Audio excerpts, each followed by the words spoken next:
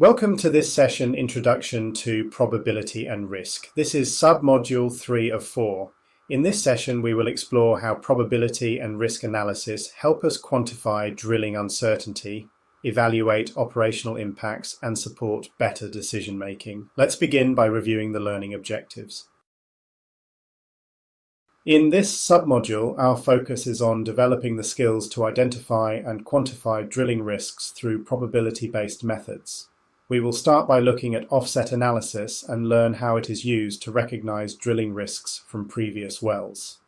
Next, we will define how the probability of risk occurrence is calculated, ensuring we can measure likelihood in a structured way. We will then assess the possible impacts of each risk, minimum, maximum, and most likely values, so we can capture the range of operational outcomes. We will also evaluate how risks affect drilling time, both for single wells and across campaigns. Finally, we will quantify the effect of risk events on cost, linking time and financial exposure. Together, these objectives form the backbone of probability-based drilling optimization. With these in mind, let's move into Phase 1. The first step in probabilistic risk modeling is to identify the drilling risks that are most likely to affect the well. We do this through a representative offset analysis. By looking at wells drilled in similar geological and operational contexts, we can build a catalogue of risks grounded in real history rather than assumptions. For each identified risk, we assign an expected probability of occurrence. For example, if stuck pipe occurred in 3 out of 10 offset wells, we assign a probability of 30%. This quantification ensures our models are statistically defensible. Once the risks are listed, we then define their potential impacts in terms of both time and cost. For each event, we capture the minimum impact, often little to no delay, the maximum impact, the worst-case scenario, and the most likely outcome based on offset performance. These 3 parameters form the foundation for later distribution modeling. With risks clearly identified and quantified, we can now move to the next stage, collecting and structuring the time estimation data that underpins these models. To produce reliable time estimates, we must first focus on data gathering and sorting. Raw data from past wells often contains noise, so filtering is needed to isolate relevant information. Once filtered, we extract clean drilling time by separating productive hours from non-productive time, or NPT. Rig NPT is logged separately, along with drilling events that directly affect performance. We then arrange activities into a sequence of events that reflects the drilling program. This allows us to calculate the total time for a single well. From there, we can apply a learning curve effect to model efficiency improvements across multiple wells. This is particularly important for field development projects where performance typically improves as crews gain experience. The visual on the slide outlines this process step by step, beginning with data collection and ending with aggregated time for a multi-well campaign. By ensuring accurate data preparation, we establish the foundation for meaningful probability analysis. With data in place, we can now return to Phase 1 to examine specific offset problems in detail. This table illustrates specific problems observed in offset wells. Each row represents a well, with issues such as pack-offs, casing set off bottom, plugs not bumping, tight spots, and string sticking. The list also includes flow line plugging, trajectory deviation, and logging tools stuck. These events are marked against well numbers, allowing us to see not only what problems occurred, but also how frequently they appeared. On the table shown, the left column lists the type of event, while the matrix to the right shows which wells experienced them. Multiple entries for a single problem highlight recurring risks across the drilling campaign. For example, casing placement difficulties or stuck pipe events appear several times, emphasizing patterns we must account for in risk modeling. By systematically analyzing offset well problems, we develop a realistic catalogue of risks to include in our probability models. Phase 2 focuses on assigning time and cost ranges to each drilling event. For every identified risk, we define minimum, maximum, and most likely values. These parameters allow us to model the uncertainty associated with that event. The table on this slide lists typical drilling problems such as fishing, stuck pipe, circulation losses, pack-offs, trajectory problems, sidetracks, and well influxes. The events column lists how many times that particular risk appeared across the dataset. The sample column shows the number of wells or data points available for that event. Together, these two values give us the statistical weight of the evidence. Next, under time in days, we have P10 and P90. These represent the range of possible outcomes. P10 is the optimistic case, where the event causes only minor delay, while P90 is the conservative case, where the event causes significant downtime. The dist value represents the average or most likely impact, while addit is the additional time contribution this event adds into the total risk profile. The same approach applies to cost in thousands of dollars, K dollars. By quantifying both time in days and cost in thousands of dollars, we gain a clear view of technical risk exposure. These ranges form the input for probabilistic models, ensuring that drilling time and budget forecasts reflect real operational uncertainty. Once this data is structured, we can translate it into graphical form to better visualize expected outcomes. Once we have defined the expected time and cost ranges for each risk event, the next step is to present these results graphically. A well is a sequential list of tasks, start as clean time, then we add the associated risks to our continuous distribution. On the left is the sequential list of tasks followed by their P10, P50, and P90. These are then mapped onto a time depth curve shown on the right. The curves also highlight cumulative effects when risks are aggregated, allowing us to compare relative severity across categories. This step is crucial because it provides managers and engineers with a clear, intuitive picture of where to focus contingency planning. With this graphical foundation, we now move into phase 3, where continuous probability curves are generated to model drilling outcomes more comprehensively. Phase 3 introduces the continuous probability curve. Unlike single event distributions, this approach combines deterministic analysis with probabilistic modeling to build a full curve of possible outcomes. We repeat the analysis iteratively, adding together clean drilling time, non-productive time, and contingency allowances. The result is a continuous curve that represents the total expected time range for drilling. The continuous probability curve is a powerful tool because it captures the cumulative effect of multiple risks. It moves us beyond simple averages, providing a spectrum of possible outcomes and their associated likelihoods. Once we understand how this curve is generated, we can assign probabilistic values to each drilling process step, which we'll review on the next slide. He has presented the probabilistic values assigned to drilling processes on a step-by-step basis. Each activity in the well construction sequence is given a probability distribution that reflects its time and cost exposure. By combining these, we build an overall probabilistic model of the well. The chart shows outputs for surface and subsurface risks expressed in both days and cost. Values such as mean, median, mode, standard deviation, and percentiles are provided. For example, the P50, or median, represents the point where half the simulations fall below and half above, giving us the most balanced estimate. P10 and P90 provide optimistic and conservative bounds for decision making. By interpreting these statistical measures, we gain a clear understanding of both central tendencies and extremes. This helps us communicate uncertainty more effectively to stakeholders. Next, we will take a closer look at how the full probability curve is interpreted and how it guides investment and operational decisions.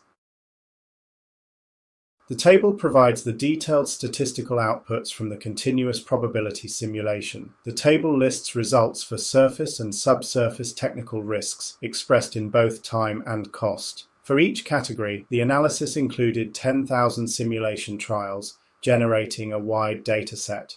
Key statistics shown include the mean, median, mode, standard deviation, and percentiles.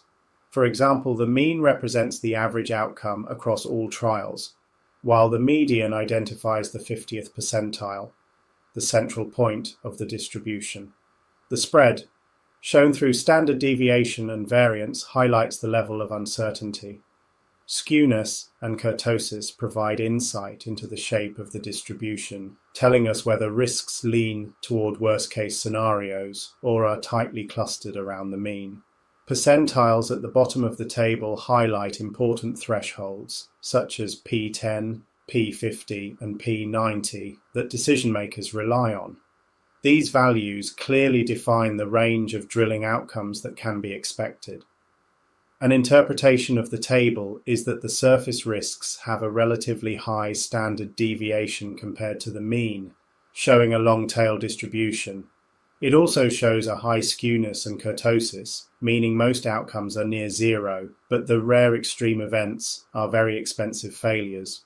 For the subsurface, the risks are more frequent and more impactful than surface risks. The distributions show that while small events are common, the financial cost of extreme losses is substantially higher than the surface risk. Next, we'll continue exploring how these curves help evaluate drilling feasibility and investment readiness. In Phase 4, we shift from building probability curves to actually using them for decision-making. The continuous simulation allows us to define the probability of achieving specific drilling outcomes. By analysing the spread of results, we can identify the likelihood of finishing on time, within budget, or facing overruns. When making time depth curves, we commonly use P10, P50, and P90 values. P10 represents the optimistic scenario where only 10% of outcomes are better, while P90 reflects a conservative case, where 90% of outcomes are achieved within that boundary. P50 provides the most balanced view and is often used as a base forecast. It is often the case to use the P90 to create your budget from. This will prevent overruns that will require additional asset group approvals. By interpreting these results, we can assess whether a well represents an acceptable investment case. Next, we'll continue exploring how these curves help evaluate drilling feasibility and investment readiness. When building an activity plan in DrillPlan, the system uses offset well data to calculate the best composite time along with P10, P50, and P90 estimates.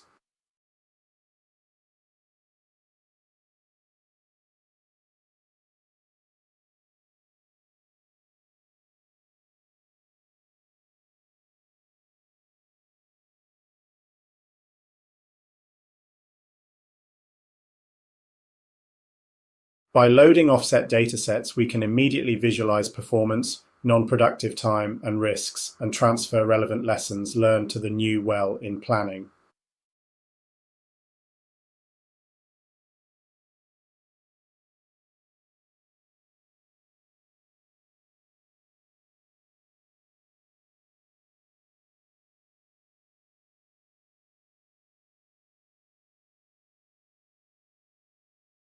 The software allows us to examine each well construction category in detail, reviewing key metrics and identifying inefficiencies. From this analysis, DrillPlan automatically generates the best sequence of operational activities by combining the most effective practices from offset wells.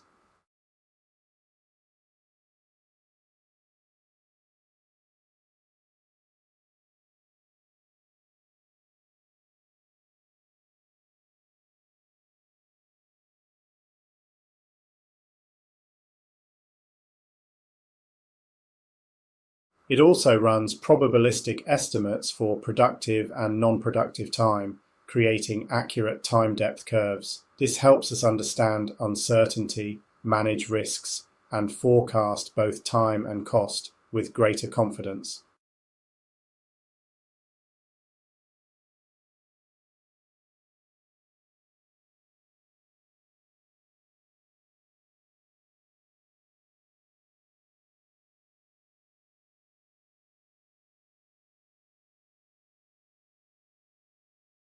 Finally, for each task, we can embed operating procedures and work instructions, ensuring field teams follow consistent, optimized process.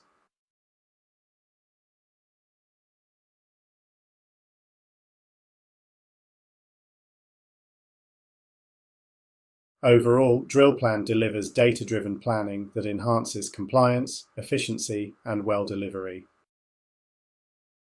Continuing the discussion of interpreting probability curves, focusing on their practical application. Once simulations are complete, we compare P10, P50, and P90 results to determine the most realistic scenario. For example, if only 10% of simulations achieve outcomes better than P10, we must ask whether this optimistic case is reliable enough for planning. The P50 curve represents the median case and is often used to frame base schedules and cost forecasts. Meanwhile, P90 provides a high confidence case that is particularly important for investment requests, as it shows the level of funding needed to cover nearly all scenarios. The spread between the P10 and P90 can also tell us about how variable the offset wells have delivered. A large or small spread indicates issues in the offset data selection.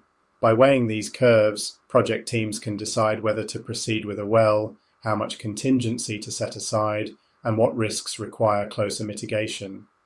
The goal is to balance risk with economic return. With this understanding, let's now review the objectives we set at the beginning of this sub-module and reflect on how they were addressed. At the start of this session, we set 5 objectives: to understand offset analysis for identifying risks, to define probability of risk occurrence, to assess minimum, maximum, and most likely impacts, to evaluate effects on drilling time, and to evaluate impacts on cost. Through offset well data, we saw how risks are catalogued and analysed. We then applied probability distributions to define likelihoods and consequences. By examining risk ranges, we captured both time delays and cost exposures. We also demonstrated how these risks roll up into continuous probability curves, providing insight into expected outcomes. Finally, we interpreted P10, P50, and P90 scenarios, showing how these values guide investment and operational decisions. Each objective has therefore been addressed, equipping us with tools to quantify uncertainty and optimize drilling plans. To conclude, let's close the sub-module and guide you to the next step. This concludes sub-module 3 of 4 on probability and risk in drilling optimization. Please proceed to the quiz to test your understanding of the concepts we covered. Thank you for your attention and engagement, and I look forward to continuing with you in the next session.